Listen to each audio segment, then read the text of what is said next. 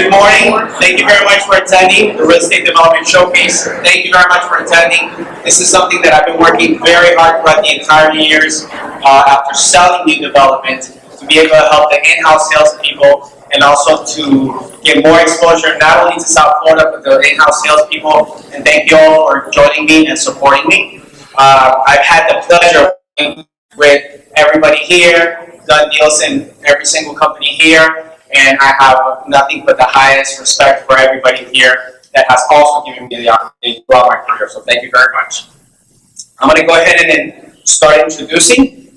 So we're going to start with Jay Parker. Jay Parker is the CEO for Florida, Douglas Element. We have Alicia Cervera. Alicia Cervera is the managing partner and principal for Cervera. We have Fernando de Nunez. He is the VP and economist for One Sotheby's. We have Carmen Casadela. She is the VP of Development Sales for Fortune International Group. And we have Phil Gutman. He is the managing partner for the new project for the Continuum. And he's going to be working with Sotheby's on other things coming up in the next couple of months. Thank you guys very much for attending. I appreciate it. You guys want to tell us a little bit about yourselves within 30 seconds to a minute, how you got started, and with the microphone down, and we'll get started with the questions. Jay? Thank you very much, JC. It's a pleasure to be here and to be in front of all of you. I was a real estate lawyer for a number of years and got into the brokerage side of the business about a decade ago with Douglas Element. We've seen tremendous growth in this market, and I'm glad I can be a part of it. Good morning, everyone, and I'm really lucky to live in this wonderful city. What month is it? Oh, yeah, December, and here we are. So I was born into real estate. That's just the truth. So my mom started the company 53 years ago, and as I like to say as a kid, I thought a picnic was pacing a lot as she tossed hard-boiled eggs. So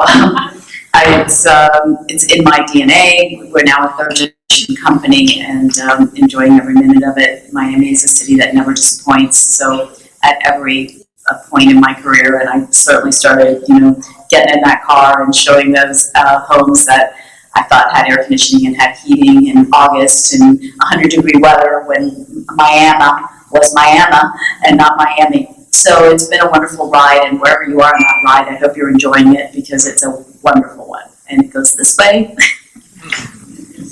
Good morning, everyone. My name is Fernando Nunez, and totally the opposite of Alicia.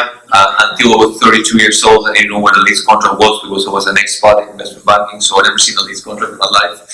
And I came into this profession a little bit later on, but I'm very excited to be here and representing One Sotheby's, the development division. And as Alicia said, we will have a hell of a ride. The next 3 years are going to be awesome. So to keep that, we're going to have the best years of our careers. And we hope we can enjoy it, but always save money. We never know what's coming. Thank you, guys. Hello, my name is Carmen Casadela, and I basically started from the ground up. So I'm a testament to the American dream. I started as a sales agent and as an in-house in one of the projects, and through working really hard, trying to always be connected, bringing new projects to the company, I was able to come to be the VP of Development Sales, and I agree with all of them. I mean, get ready because it's going to be amazing in the next few years. JC, out of all of us, who are your favorite to work with?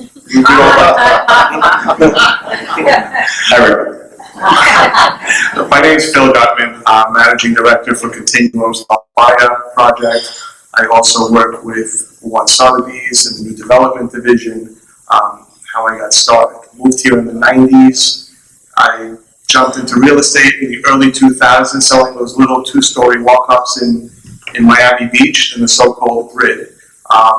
From there, the Continuum wound up launching, and I took an interest in that project. And at some point in your career, you kind of wind up getting lucky.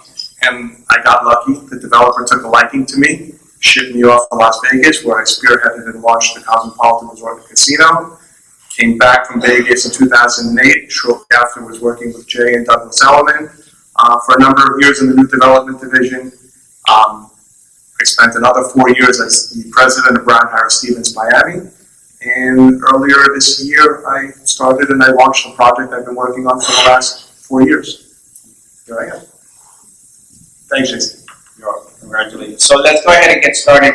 Carmen, go ahead and get started with questions. How do you see the market for new construction for the next 4 years in South Florida? And do you think we'll have too much inventory to sell, like it happened before in the past, that the newspapers and the news kept saying we had way too much inventory and we were able to sell it very fast? So there are many good lots, available. We don't think there are going to be that many major projects because every time the land is more and more scarce. But we know that the same way that a lot of buyers are coming, international and domestic, same thing with developers. So I'm sure they're going to find creative ways to get this amazing new product in the market. But even if we start all of us building today, we won't have anything for a few years. So we are very, very strong and feel very, very good about our ready to move in inventory. Like Brickell City Center, we had very strong few months selling the remaining inventory. We also have other projects that are coming online. 2000 Ocean just got the TCO yesterday, Monaco, and we also Missoni. So the ready moving inventory is gonna fly.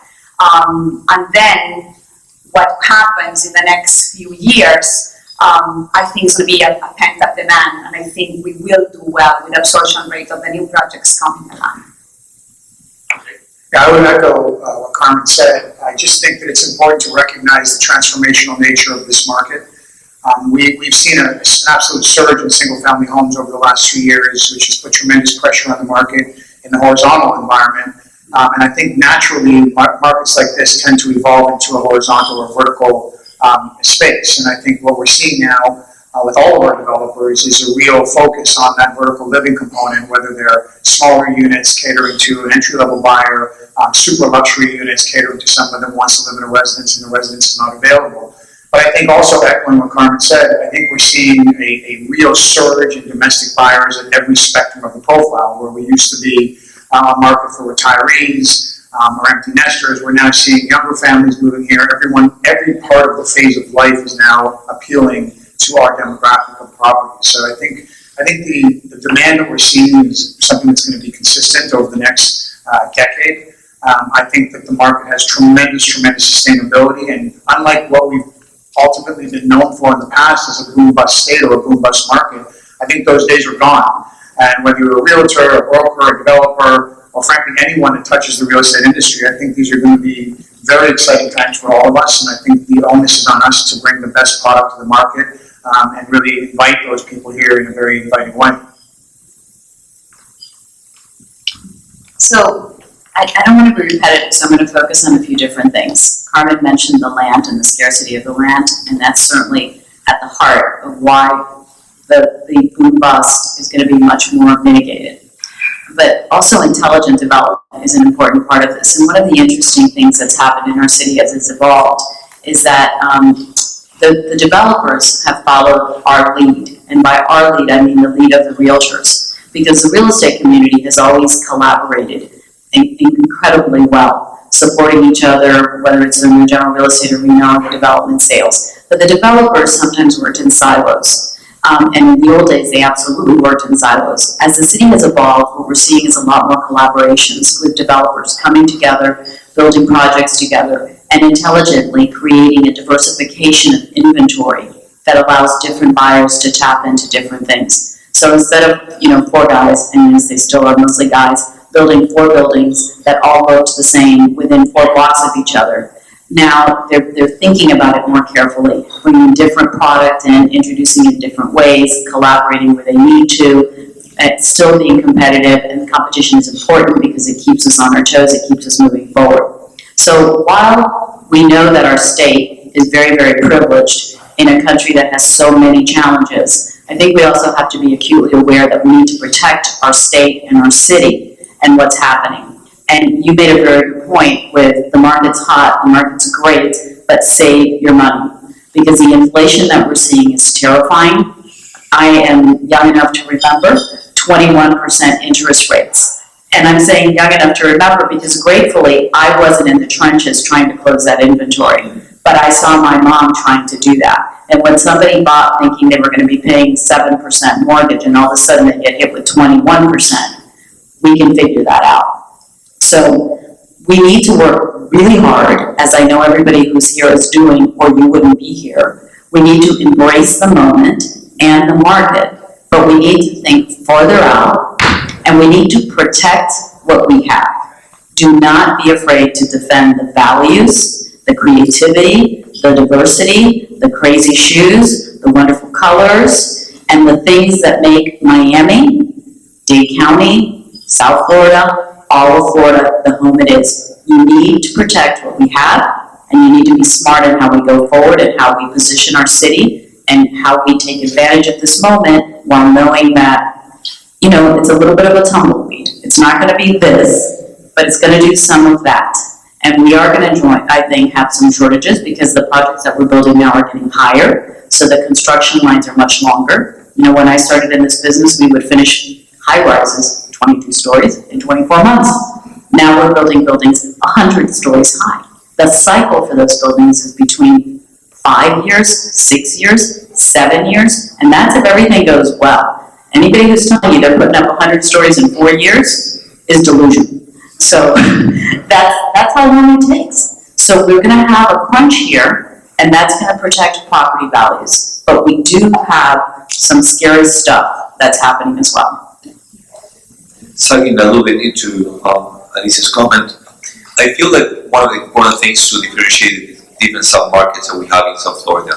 For instance, we see downtown that have more land availability and there's more supply hitting the market, mostly target international investors. They want to get an investment play into Miami and perhaps to use it when they come into our market.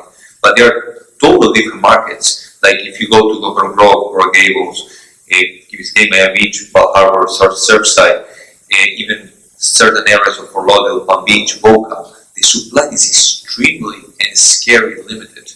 So that's why we are trying to make a play as an organization by trying to focus in more boutique projects where we are in and out into the cycle for a 3.5 period of time. And of course, we'll have some of these big projects as well. And we're working on a very large one with Phil coming into Brickell Skyline. But we really think that this market will last at least 5 years. The fundamentals for South Florida are here to stay. We have the weather, we have the tax advantages, we have, for the moment, lower cost of living. Is something that is changing. If we're visiting the restaurants today, we're seeing the car prices, even labor is going up. And I don't know, what about you guys, but to find people has been more challenging to fill certain positions in the marketplace. So there is some trends that are like two things that are in a way the most dangerous things is inflation and interest rate increases. The capital outflow out there is massive. We have never seen this amount of liquidity in the history of humanity. We're seeing a huge monetary expansion. The stimulus package on the fiscal side has made people a lot of money because they receive all these loans and they didn't use it, so they kept it. That's the reality of what's happening. And the other thing is we're seeing a massive transition of wealth from the baby boomers that their parents are at the moment that they're dying, at the moment they're retiring. All the financial assets, the crypto assets, and real estate are super high, mega wealth effect in the economy, and that's what we're seeing. Record numbers in terms of properties over 10 million, even 40 million in Palm Beach that Jake has a lot of this market share, that we have over 22 transactions over 40 million. That's something unheard of in the past. So I feel that we need to be more careful when we advise clients where to invest and understanding the supply heat in the market and what type of product are you going to be focusing. We've seen a massive migration from the Northeast, but now Illinois has become a very important feeder market for us, and as more recently, California has made a huge play.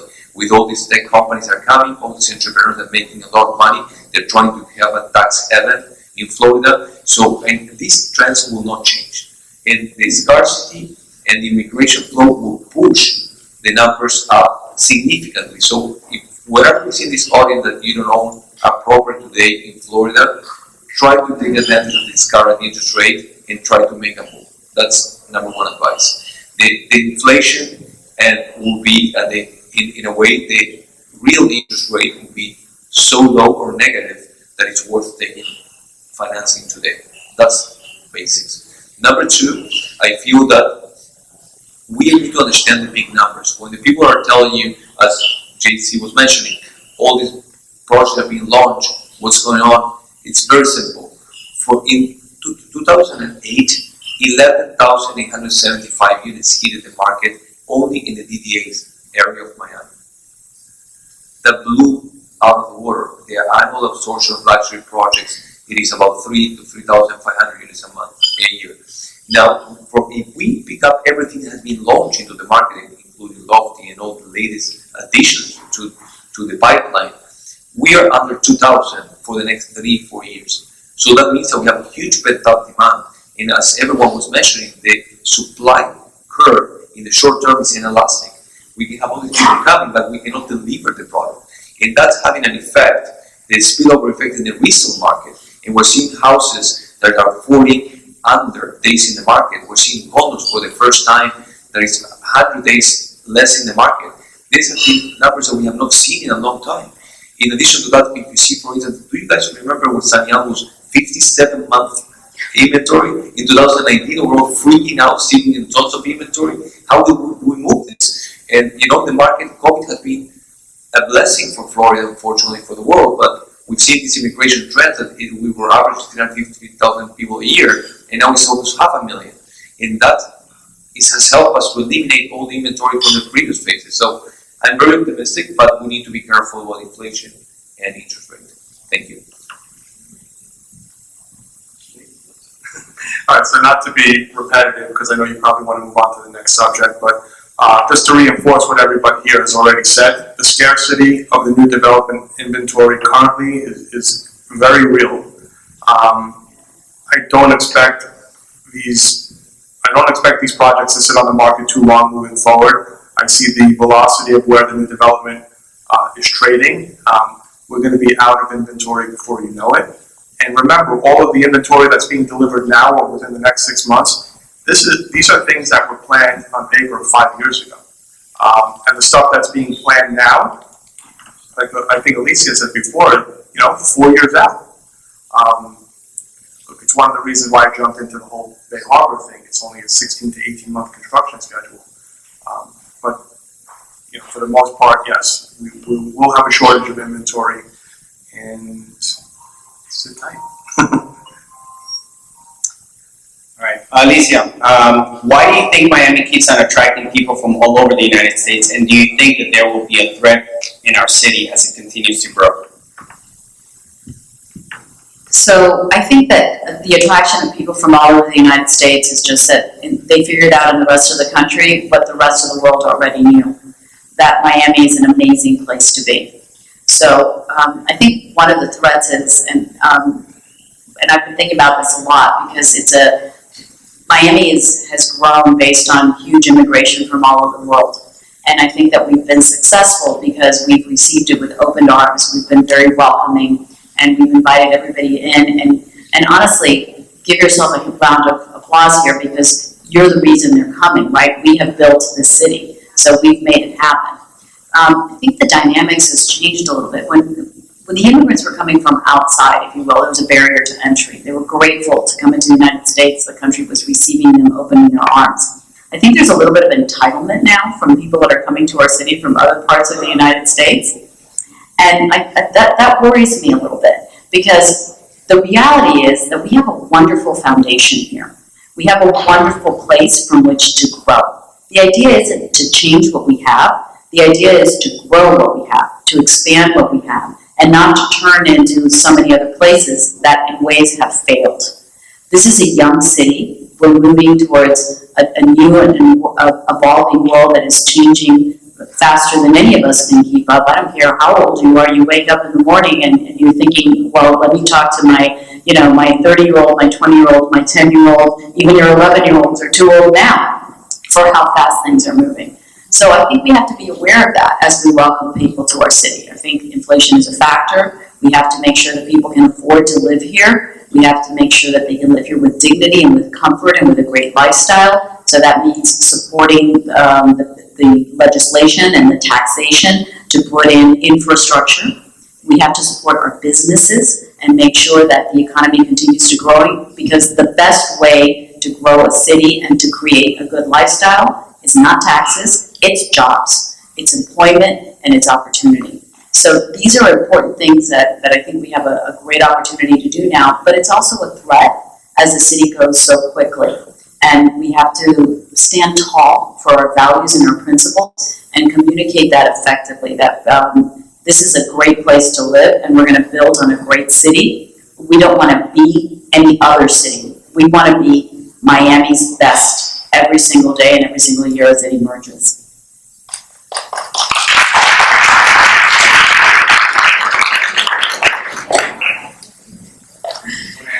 Well, I think that Alicia put it, very well. I am a bit more optimistic on the domestic, owner arriving.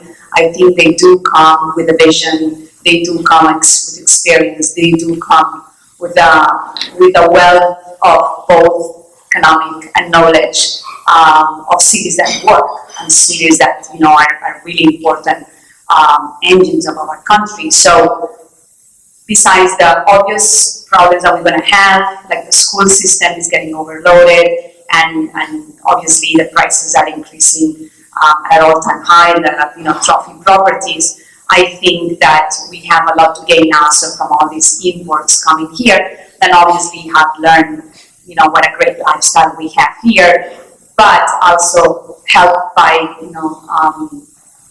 you were saying from the pandemic. Unfortunately, we have all learned that we can work from anywhere we want to work. We can do it remotely. We can, have the family here while you perhaps travel once a month, if you have to or not.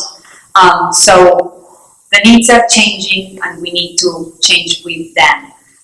But I am very positive. I think that the way that the city is growing and the international attention that we are getting, it's incredible, and we still haven't seen the full force of international buyers coming, because they have been able to come, they have not been able to travel in many cases. So I do think that we will keep growing, and hopefully so we have a great mayor and we will be able to conduct ourselves in the best possible way.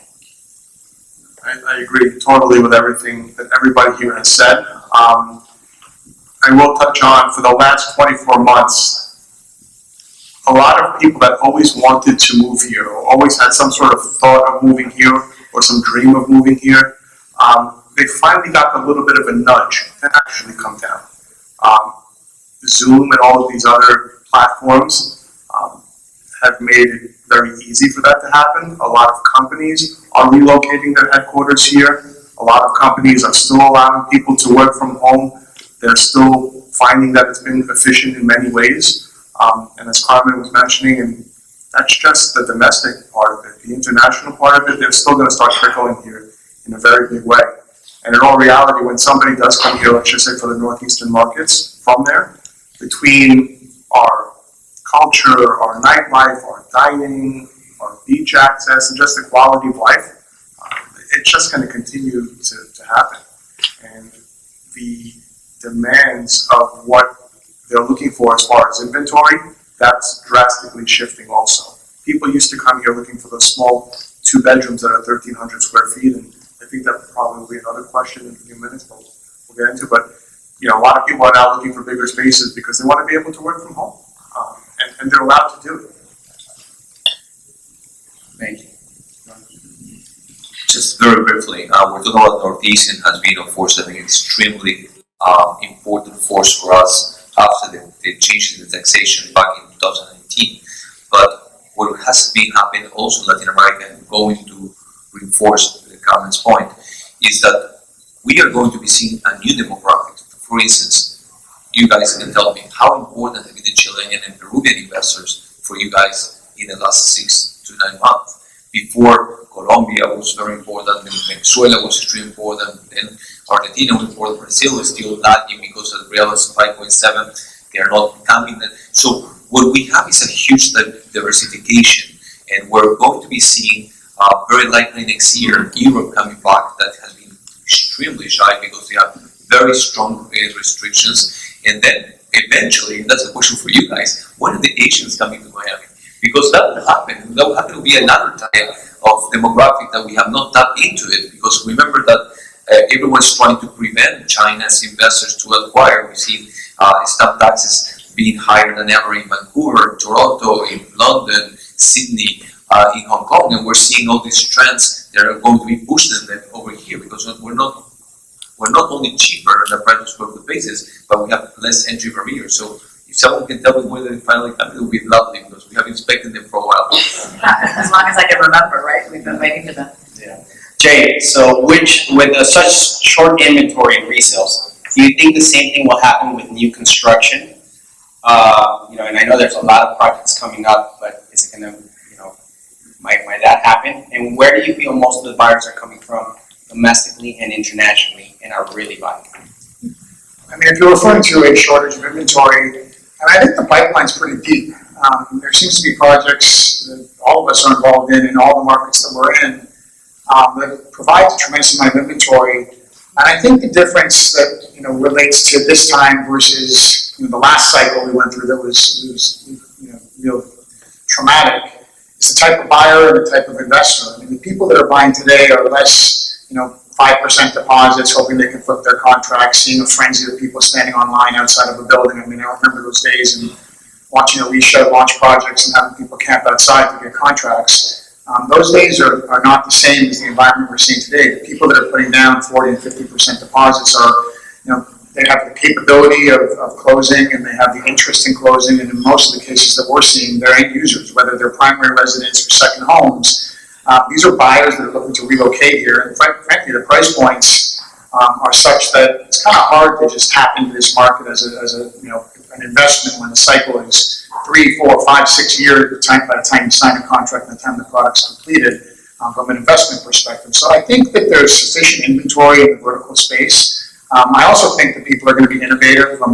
We talked about land, and we've seen multiple scenarios over the last year where developers have acquired units in a building, collapsed a condo, and then ultimately redeveloped it. I think that's going to happen more and more. So I think that we have the ability to provide inventory for the foreseeable future, and I also think there's going to be a shift in where people are looking to retire.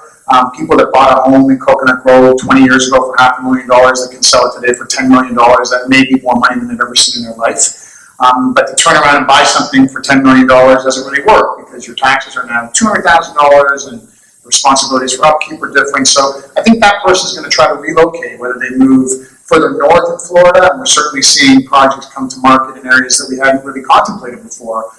Areas like Daytona, Orlando, Tampa. And frankly, Tampa is a very strong market today, but you can still buy product there for $1,000 a foot or less.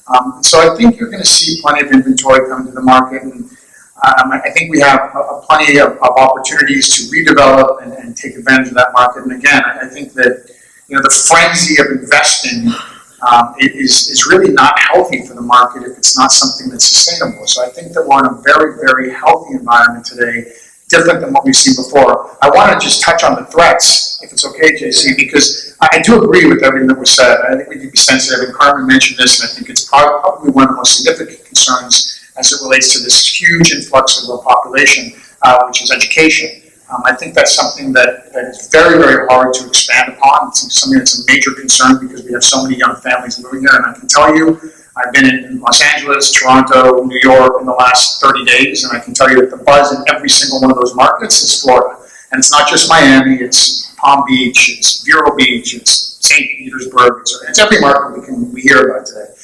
But I think that what we're also going to benefit from is a huge infrastructure investment. I mean, we can see it all over Miami. You can see bridges being built, you can see streets being repaired, you can see hospitals expanding. And I ultimately think, for people like us, and Alicia has been here longer than me, I mean, what an incredible place to be right now. I mean, we are living in probably one of the most exciting epicenters in the entire world. Every aspect of our life is being enhanced by what we are all witnessing, whether it's restaurants or medicine or education. I mean, frankly, the schools are getting better and better and better. And we are seeing expansion in the schools, new schools coming to town, schools trying to expand to meet the demands. But I really think ultimately this is an extraordinary positive transformation for the state of Florida. And some of the things that are really hard for us to swallow, like busier traffic, and someone says to me, do you think it's a great thing that all the New Yorkers have moved here? And some people answer, it's bittersweet because it's harder to get into a restaurant, there's more traffic. And look, it's going to get busier, but the nice thing is we're working on things to answer those challenges. The city of Fort Lauderdale is going to build the Elon Musk tunnel. The people mover in Miami is going to be expanded and become more accessible. The Bright Line is going to be hopefully more and more used and accessible to all of us, and hopefully more of us will start to use it, whether you're going to West Palm Beach, Fort Lauderdale, ultimately Tampa, or Orlando. So I think that we are stepping up to the challenges that this transformation is imposing on us. I think our local government has really welcomed businesses, which is going to enhance employment in our market, which is a fabulous thing for us. It's not just people who are wealthy moving here from high state income tax markets, but it's also creating jobs. And I really think that we've been challenged to step up and raise the bar, and I think that we've matched that demand and frankly exceeded it. And I'm really proud to be a part of this market, and I'm really excited to see the future. And I frankly think embrace this tremendous change, because I think it's here to stay, and I think it's going to continue to be extraordinarily positively impactful.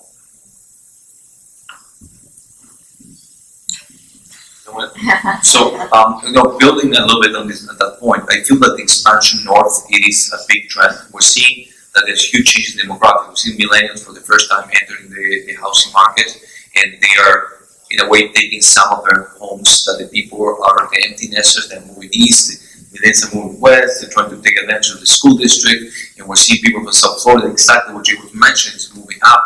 We've been extremely successful with the project in Vero Beach, and honestly, I didn't know anything about it, and it was very interesting, and it's a lovely market, and we would like to continue expanding. As a company, we continue to expand north, and we acquire another company, and we would like to dominate the East Atlantic side of Florida. So I think we have a tremendous opportunities down north for sure, for development and also for second homes for us and potentially retirement options. Thank you. So I obviously agree with my colleagues, and I agree that this is possible because our buyer is now a lot more sophisticated. So they search everything. So that's it's challenging to us because we need to be more informed than them. But they come, we have clients that come, never been to Miami, but they tell me, I really want something in Bay Harbor Islands. Before it used to be either Brickell of South Beach. Now they really study the area, they study the schools, they study the traffic, they study everything, and they know what they want. So, for example, we also have ventured north. Our project in Pompano Beach has been commanding prices for the reservations higher than forecasted, so we're very, very excited about that. But it does have to do with the client really knowing what they want, really having the tools to be able to search for what they want. So it pushes us to obviously always, try to be better and try to keep ourselves on our toes.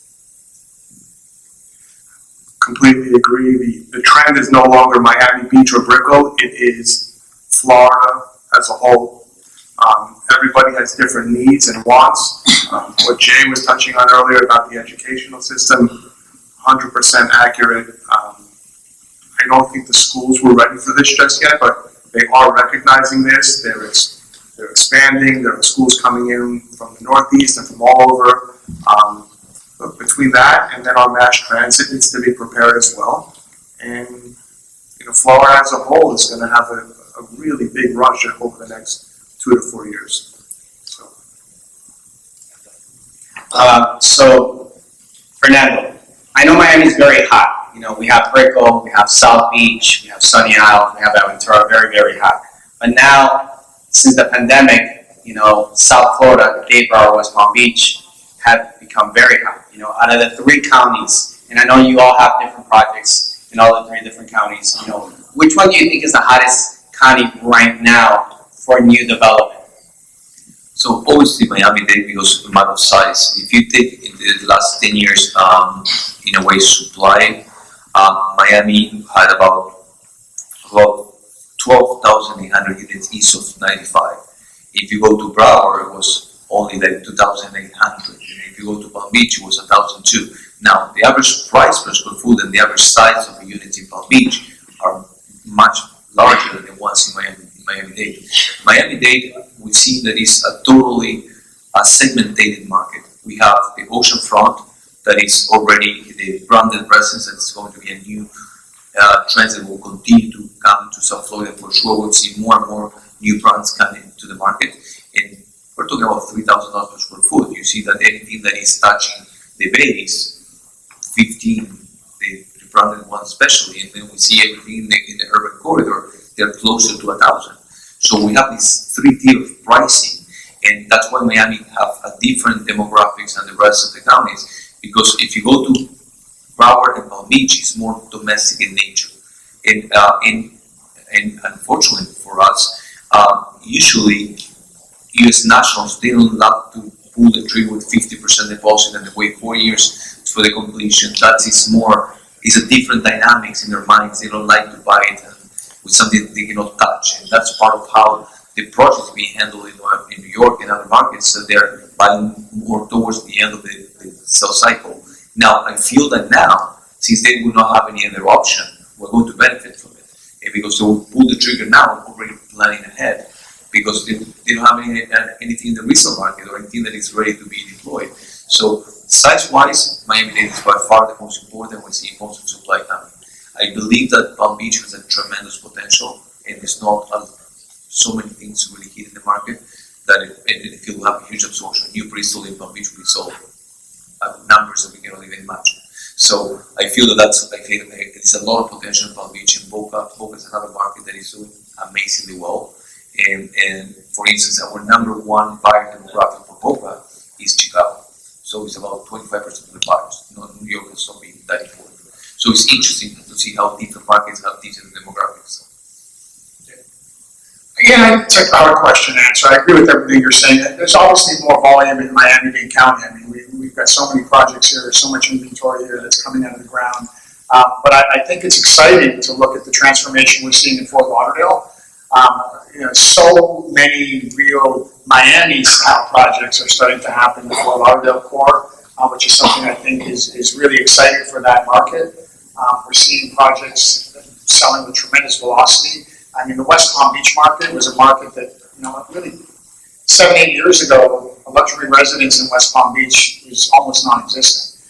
We sold a project called Bristol on the other side of the bridge from Palm Beach, and literally I made a bet with George Perez. He thought we'd never break $1,000 a foot. We sold that project for over $1,800 a foot, and today it's trading at $3,000 a foot. And we've got 5 new projects on the Flagler corridor that are coming up out of the ground, right now. So I think Fort Lauderdale, West Palm Beach, I mean, all of these markets, Miami has been a condo epicenter for as long as I've been alive. But to see this type of transformation happening in the other markets, I think is really exciting. And it's illustrative of what we're all talking about. I mean, there's a tremendous demand. Prices in Dade County seem to be the highest at this point.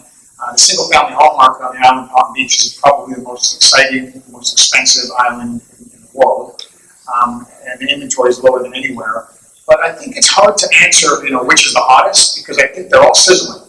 And I think they're all exciting, and I think the opportunities for developers are more interesting than ever. And I think the opportunities for us as development marketing experts are more exciting than ever.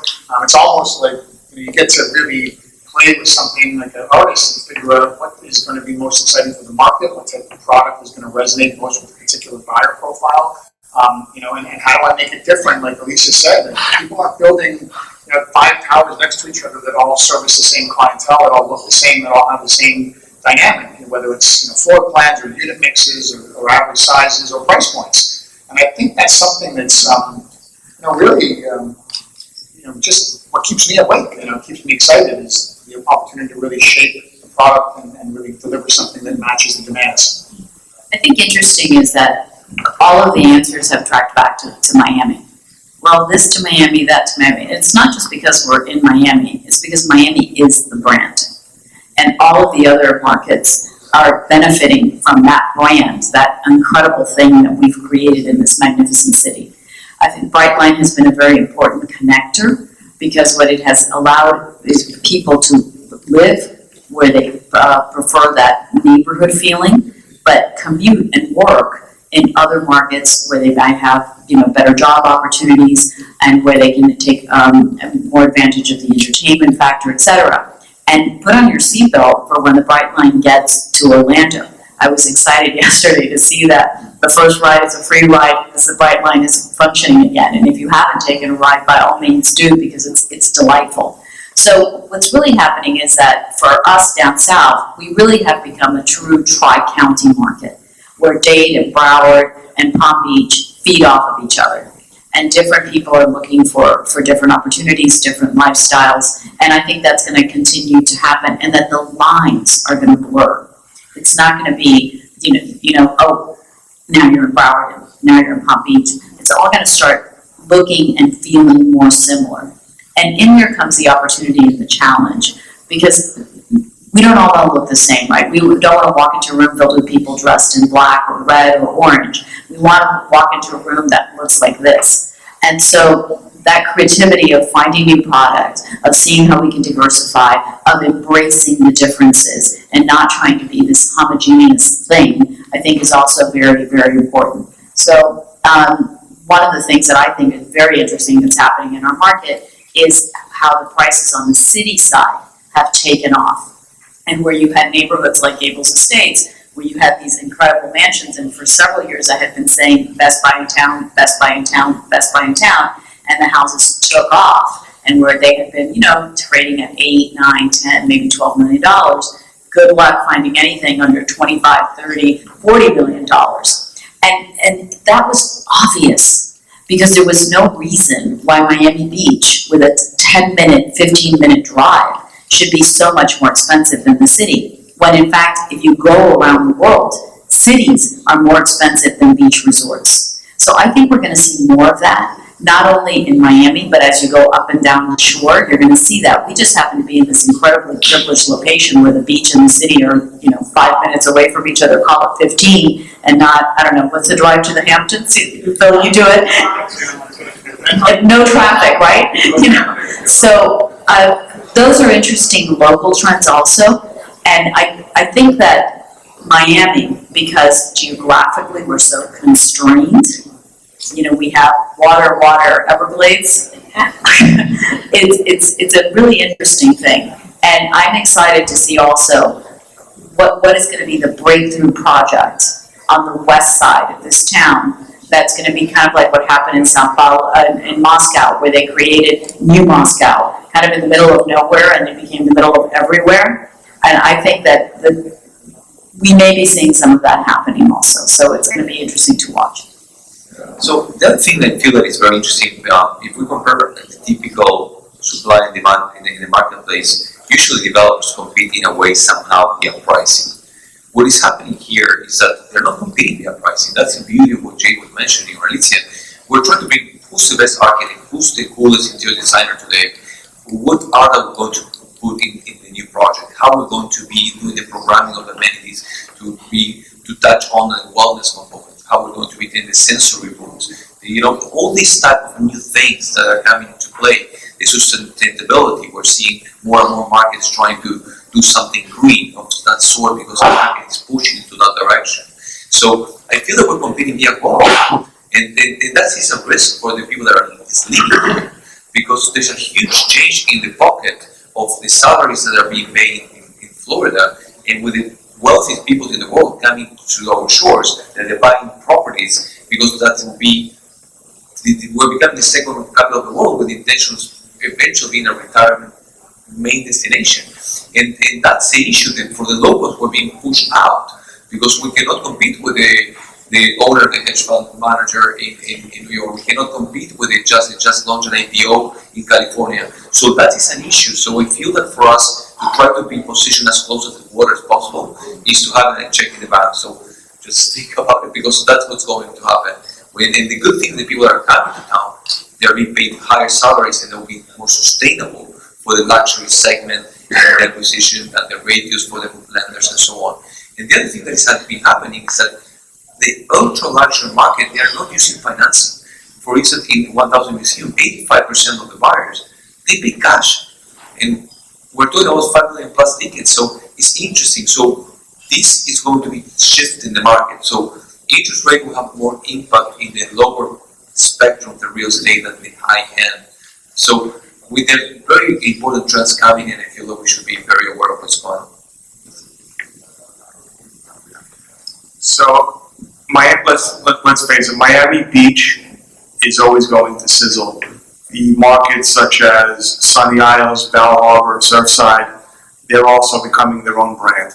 What's interesting to me is looking at the whole Edgewater corridor, when you're going on Biscayne, probably in the 70s, 80s. There's a lot of really nice restaurants popping up. The parks are getting redone. It's just really interesting for me to see the overflow. For the people who, for some reason, can't either, they can't afford to get into Miami Beach, or they just want something different. But that's interesting to me, just seeing the overflow markets and how they're really changing.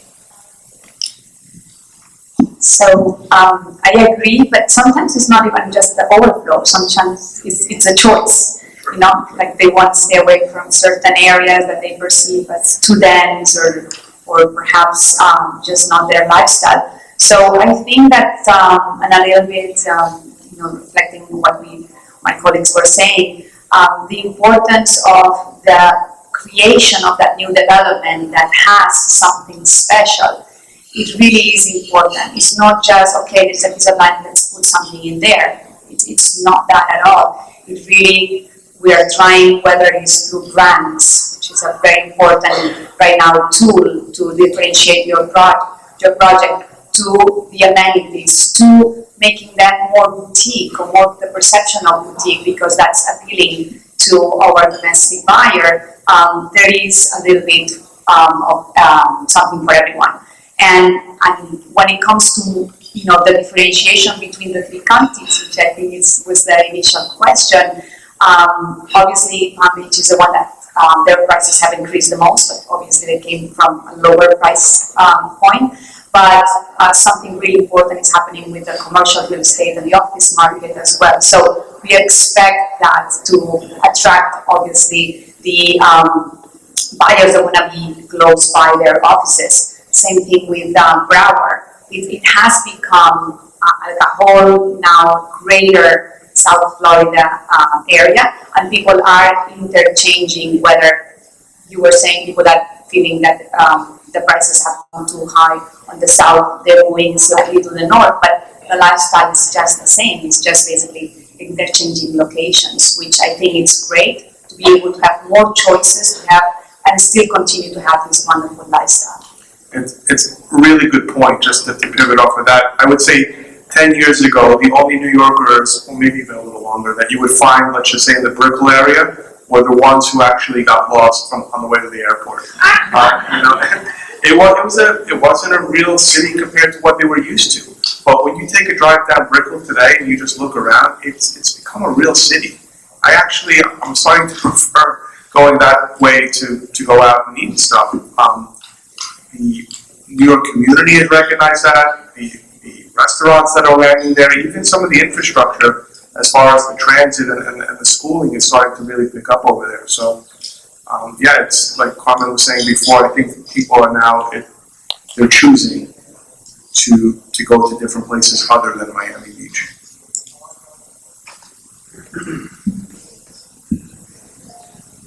All right, so we have the last question, Carmen, if you can answer it, and everybody can answer it. So we have a new trend. There's, of course, where there's a lot of projects that are coming up that are being sold, but now the investors are looking. So I'm talking to investors in South and Central America and Canada, and they like the daily rentals. And there's been several in the city. I know Severa has had, Fortune, I believe you guys have had a daily rental, or not yet, right? Standard. And how about you? Have you guys had? Okay. So everybody here has had. Do you guys see this as a new trend for the investor coming in instead of buying a primary home and buying multiple units and then having more developments like this coming up in Miami and of course South Florida? Obviously, it's a very interesting proposition because not only allows the possible buyer to get a return, which is what they are looking for, but also if in case they want to stop and spend a few days in Miami, they can do so. So it's very, very interesting, and everybody is looking for that formula in that Brickell downtown area. The only thing that I see is that with the arrival of several of these buildings, it's going to come down to the management. So yes, we want the amenities, yes, we want the beautiful look and architecture and everything, but who's going to manage my unit when I receive it? So I invite to all, the agents and the brokers that are here to be very careful when choosing, because that's going to determine the success of the investment of your client. So we feel like the platforms, yes, they're good, but who's going to help them promote and make sure that not only the building, but the one apartment of your client gets recognized and gets booked.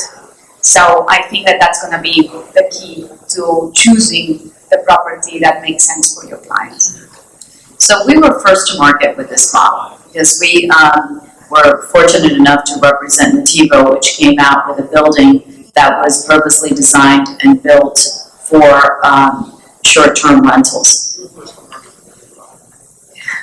Are you calling me a dinosaur? Love that, thank you. And it was very exciting because this model was the answer to the question that our buyers had been asking us forever. Where can I buy a place where I can stay where I want to be there? I can rent it when I don't want to be there. I can have that rent set off, offset my carrying cost. And that's what everybody wanted in Miami. And the only way to do it was to sneak them into the condo that was going to shoot you because you weren't allowed to do it. I mean, that was the truth. We could make up whatever we wanted, but that was the truth. So it was that answer to this big, big question. So we went to market with Nativo, and even in the midst of the pandemic and everything else, I'm delighted to say it is 100% sold and in construction. So I think there's a lot of room in the market for that. And no one is here from my favorite project that has launched, which is not my project, but I just love this town so much that I have to embrace the fact that we are the only town that can launch a job called 11. And I don't know if you all know 11, but if you don't, you should, because it has a very interesting concept. Basically, it was created, marketed, and sold to those who love nightlife, and I mean nightlife that starts at 3 in the morning and goes till 8 in the morning, based on that. So it shows that the demand for this kind of product is huge, it's deep. We just launched a new job called Lofty, which I think is the only short-term rental product that is actually on the water. It's on right walking distance from Brickell City Center on the Miami River. We launched, my team's here, hi everybody, wait, if anybody wants information. We launched, I'm gonna say, like 6 weeks ago, and we're a third under reservation, and we haven't opened our sales gallery, and it's just answering the question, which endorses the fact that we don't need to compete on price. We do need to talk about location, because location. But as Fernando very clearly said, what we're really competing on is quality of product. What are you bringing to the market? How is it being differentiated? How is that being finished? How is the architecture cool? How is the interior designer great? How is that being finished, furnished? Because more and more people are looking for soup to nuts completed. Who has the time to deal with any of that? And yes, in the end, how is it going to be managed? How is it going to be delivered? And is it going to be delivered on time? So I think that product is here to stay. It was actually late coming to market in Miami because as a resort town, we should have had that decades ago. And it's a product that's very familiar to a lot of our traditional market base of South and Central America because it's very common to have that kind of thing there. So I think it's a great model, and we're excited to be doing it. And we look forward to launching another project like that soon, and also something very exciting on Brickell to supplement the great stuff that's happening. So look for more of that, and if you haven't studied it, do, because it's what I call low-hanging fruit. You can sell a lot of those. All you need to do is get the information, go to your database, and send it out. 100%. I think that this new product type came at a very timely moment in Latin America, where most of the countries were moving to the left, and there was huge capital outflows from Chile, Peru, and they needed to deploy it somehow. So yes, they want to enjoy the city. Yes, they want to have rental income, but most importantly, they want to preserve capital. And with today's interest rate in the money market, it doesn't make any sense. So I feel that that's why this product type has been so successful, including District, including 501, because they have all been very successful and very well absorbed.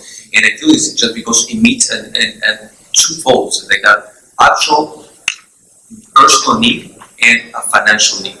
And I think that the merge of the two make this project so successful.